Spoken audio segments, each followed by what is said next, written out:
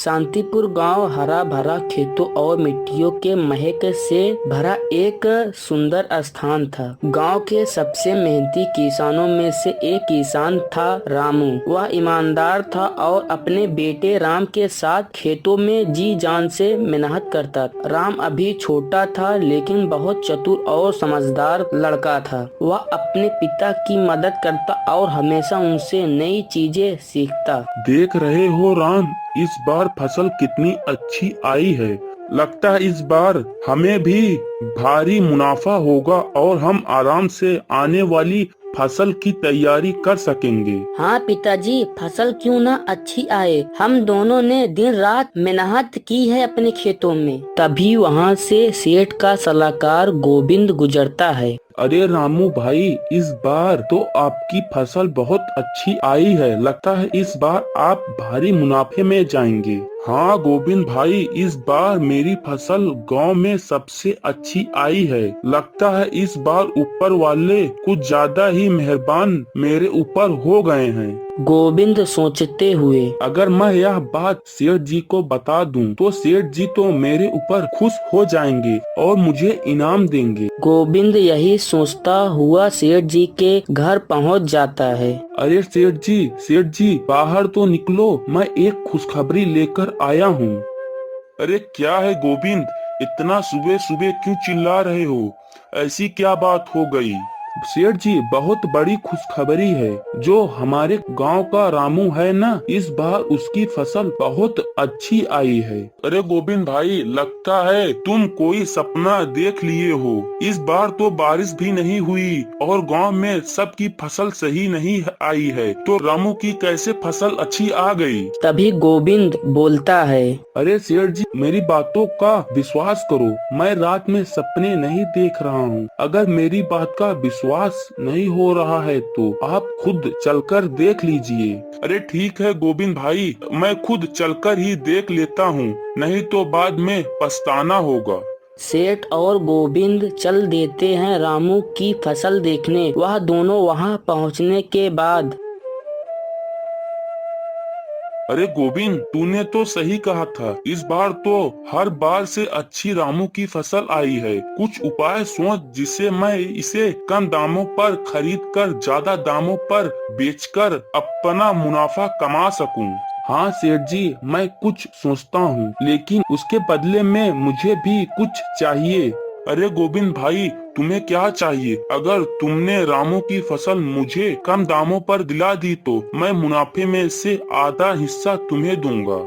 गोविंद पूरी रात सोचता रहा कि मैं क्या करूं जो रामू की फसल कम दामों पर सेठ जी को मिल जाए। तभी उसके दिमाग में एक आइडिया आता है, क्यों न मैं झूठी अफवाह गांव में फैला दूं कि बारिश होने वाली है और सब किसान डर जाएंगे और मैं रामू की फसल सेठ जी को कम दामों पर खरीदवा दूंगा और फिर आधा हिस्सा मैं ले लूंगा। हाँ, यह सही है। सुबह होते ही गोविंद सेठ जी के पास पहुंच जाता है। अरे सेठ जी, कहाँ हैं आप? बाहर तो आइए।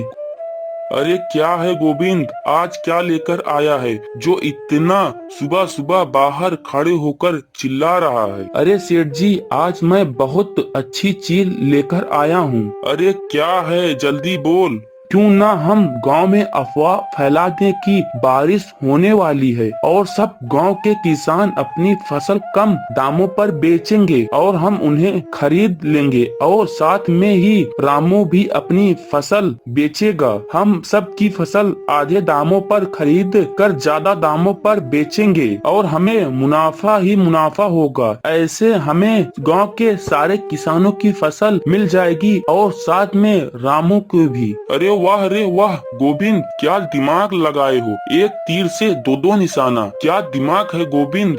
अगले दिन गोविंद ने सारे गांव में अफवाह फैला दी कि बारिश होने वाली है और गांव के सभी किसान डर गए। सब लोग आपस में बात करने लगे।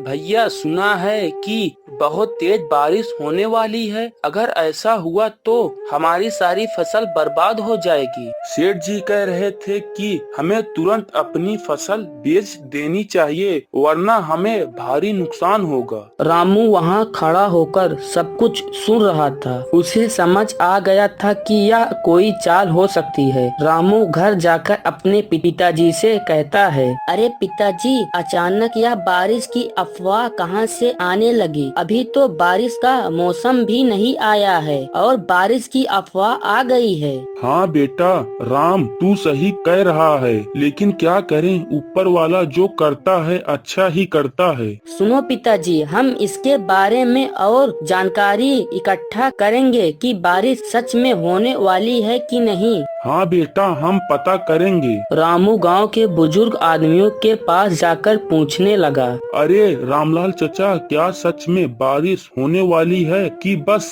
गांव में अफवाह उड़ाई जा रही है? नहीं बेटा, मौसम के लक्षण तो साफ हैं। ऐसा कुछ भी संकेत नहीं मिल रहा है। यह सब किसी की चाल हो सकती है। अब रामू को यकीन हो गया कि यह सेठ की चाल है। उसने अपनी फसल बेचने से मना कर दिया। कुछ और किसानों ने भी जब यह सुना तो उन्होंने भी अपनी फसल रोक ली। बेटा, अगर उस दिन हम डर कर फसल बेच देते तो हमें नुकसान होता। मेहनत और ईमानदारी से हमेशा सफलता ही मिलती है। पिताजी, आपने हमेशा सिखाया है कि सच्चाई और समझदारी से काम लेना चाहिए। आज हमने वही किया।